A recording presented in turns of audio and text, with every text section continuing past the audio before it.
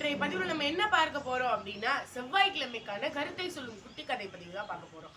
நம்ம எப்பவுமே நமக்கு நோயே இல்லாம நம்ம துன்புறுத்திட்டு இருக்கிற ஒரு நோயை பத்தி உங்களுக்கு ஒரு தெரியுமா?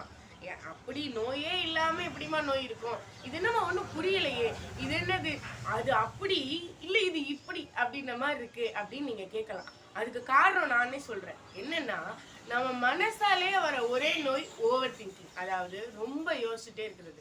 சும்மா யாராவது உட்கார்ந்துருந்தாங்கன்னா அவங்களுக்கு ரொம்ப யோசனை வந்துட்டே இருக்கும்ல. அந்த மாதிரி ஒரு சின்ன பையனுக்கு அதுக்குள்ளேயுமே ஓவர் திங்கிங் வியாதி வந்துடுது.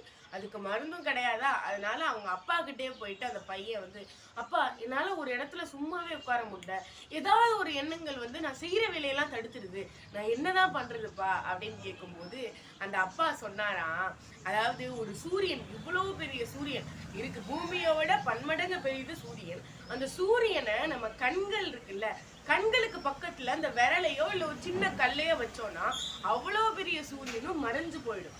அதே மாதிரி உன்னோட ஓவர் திங்கிங் வியாதி இருக்குல்ல, அதை மறைக்கிறதுக்கு நம்ம என்ன பண்ணணும் அப்படின்னா, அந்த கல்லு, சின்னூண்டு கல்லை நம்ம அந்த சூரியனுக்கு நம்ம பார்வைக்கு நேரா வைக்கிறதுனால தானே அந்த சூரியன் மறைஞ்சு போகுது. அதனால உன் பார்வை தான் அந்த சூரியனை பார்க்கறதுக்கு காரணம். அது மாதிரி ஓவர் திங்கிங்கிறது, நீ சோம்பேறியா இருக்கிறதுனால தான் உனக்கு ஓவர் திங்கிங் அப்படின்ற வியாதியே வருது. அதனால அந்த சோம்பேறித்தனத்தை விட்டு ஒழிச்சிட்டேன்னா உன்னோட கண் பார்வையிலிருந்து அந்த ஓவர் திங்கிங் அது வந்து மறைஞ்சு போயிடும். உன்னோட சுறுசுறுப்பு வந்து மேலும் அதிகரிக்கும்.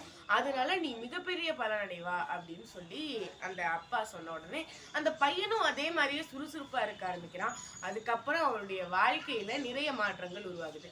இந்த மாதிரி ஓவர் திங்கிங் நிறைய இருக்கிறவங்க நீங்களா? அப்பனா நீங்களும் சுறுசுறுப்பா இருக்க கத்துக்கோங்க.